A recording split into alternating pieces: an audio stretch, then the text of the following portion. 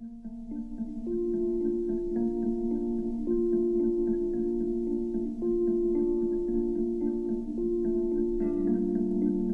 have with us a very special guest. It's Miss Hidalgo County herself, Yesenia Guerrero.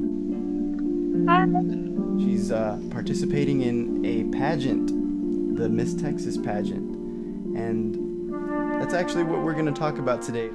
A lot of people have a misconception of what it is to be in a pageant. You know, you see the going on the stage, waving hands, and walking around, but you don't really see a lot of what goes on behind the scenes. Now, I know you've got a lot of great things going on for you, including the work that you're doing for the community. So, could you tell us a little bit about how you're impacting the community and some of the positive things that you're doing?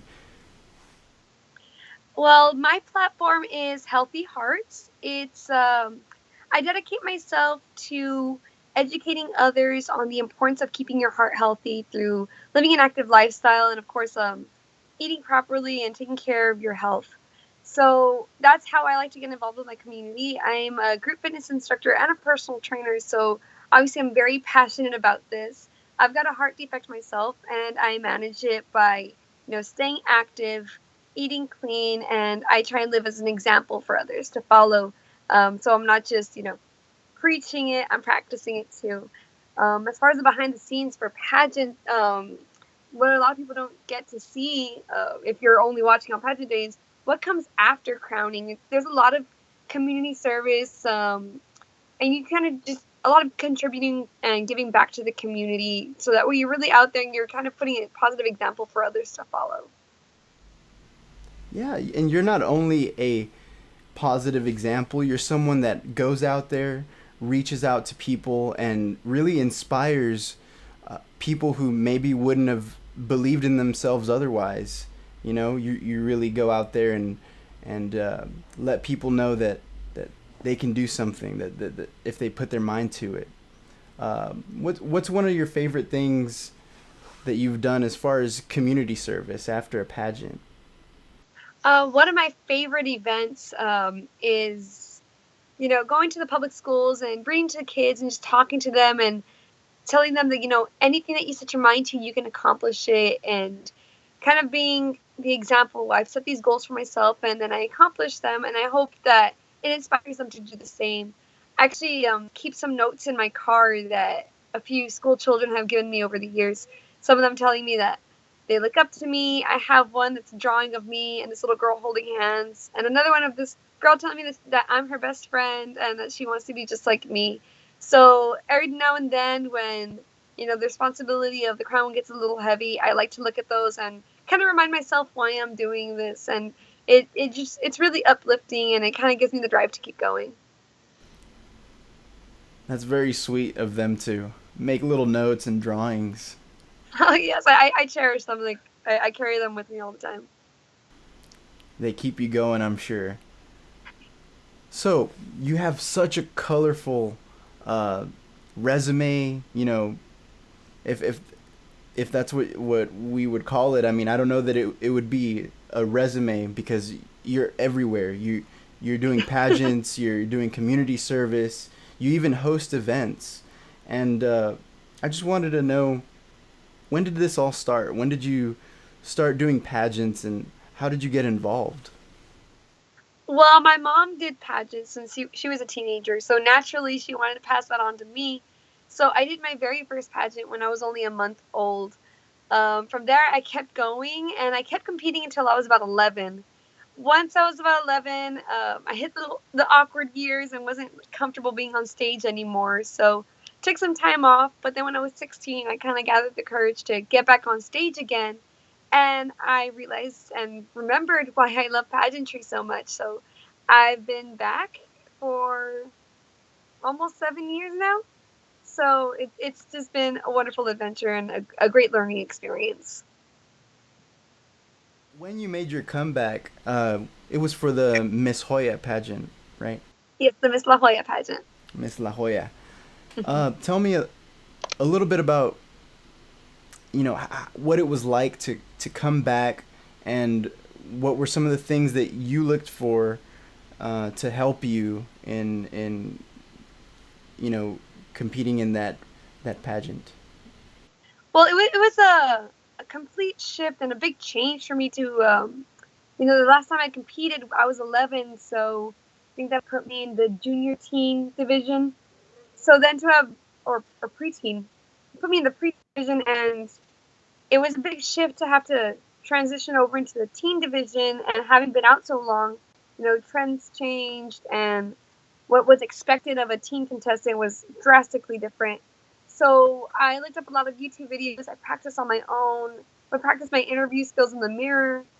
And the pageant day came, and looking back at it now, I made a lot of rookie mistakes, but fortunately, I did walk away with the crown, and I got to represent my hometown for a year, and it was just a blessing and a great experience, and it kind of gave me the inspiration to continue seeking, continue competing and giving back to my community.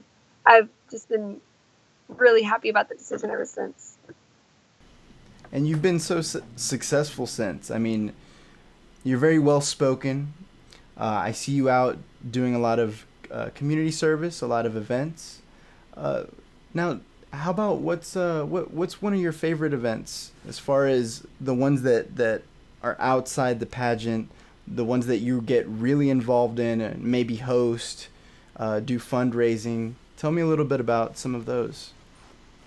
One of my favorite events that I like to participate in is the 5K for Mujeres Unidas. That's Spanish for United Women. It's a shelter down here in the valley that helps abused women and children kind of recover and get back on their feet after escaping an abused home. I myself, every spring, I clean out my closet and I donate to this shelter, and I encourage my friends to do the same. But every year they host a 5K, and being this fitness, I kind of do it, because it's fun, and too, it's for a great cause. And then on top of that, they have a segment of the 5K that's specifically for men. It's called Walk a Mile in Her Shoes. High heels are provided. The men put heels on, and they walk a mile, and they get to walk a mile in her shoes. So I'm really supportive of that particular 5K. But other events that I've been part of are community Zumbathons and the Relay for Jump Rope for Heart and the St. Jude Bikeathons. All those, especially when it gets people moving, I'm really active in those. Your major actually is very, very much tied into your message, as far as your message with this upcoming pageant. Could you tell us a little bit about how you became a kinesiology major, and if you could tell us what led you to become that? Originally I hadn't even thought to, seek this major at all. I originally started college as a poli-sci and biology major, and I never played sports. I wasn't very athletic growing up. I thought cheerleading and dance was athleticism enough, and that was, and granted, it's a great workout, but I never thought to delve into sports or working out outside of that. Mostly because I grew up super girly, and I was like, oh no, sports are for boys, gym is for boys.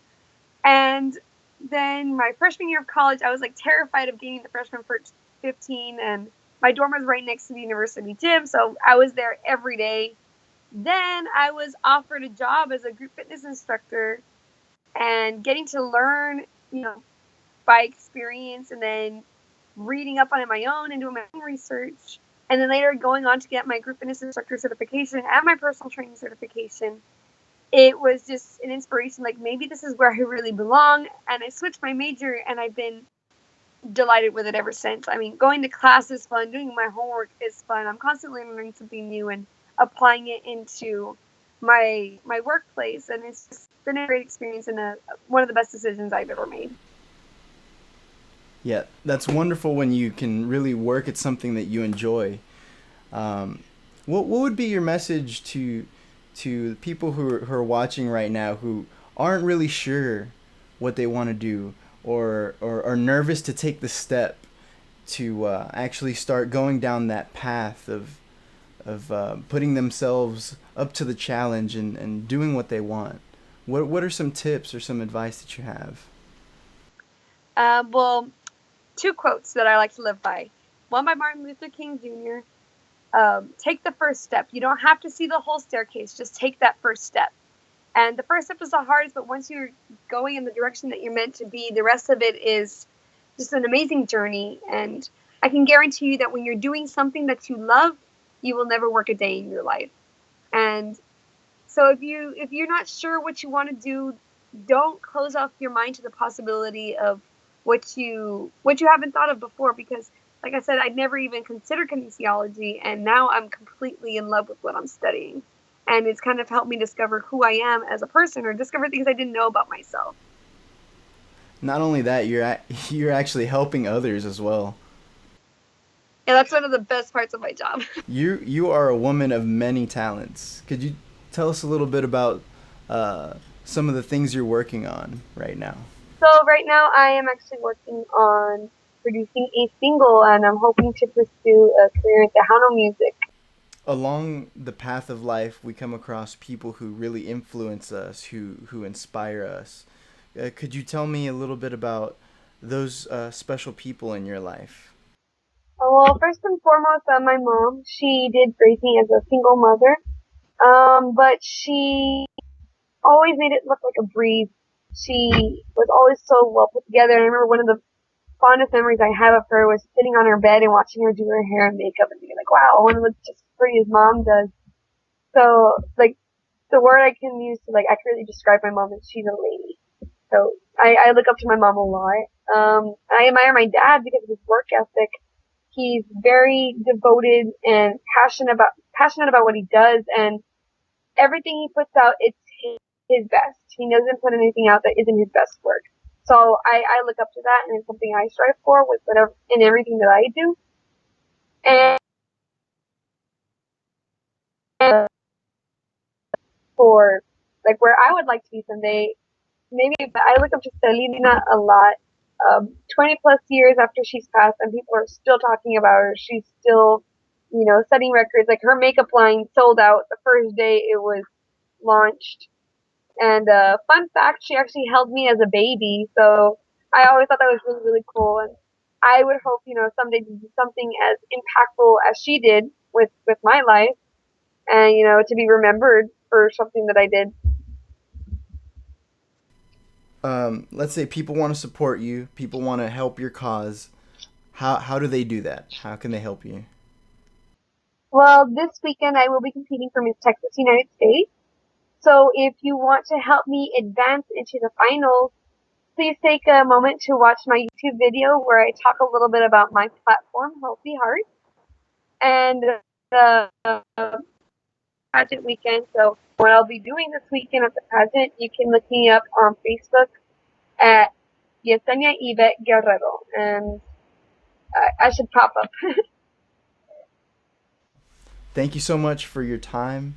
Thank you so much for having me. Oh yeah, no, it was a pleasure, and especially learning more about the process of going through all of this and the things that you do really opens up people's eyes, and it's always great to give more knowledge to people, So Well, I'm glad I could be a part of that. anyway, thank you so much. Thank you.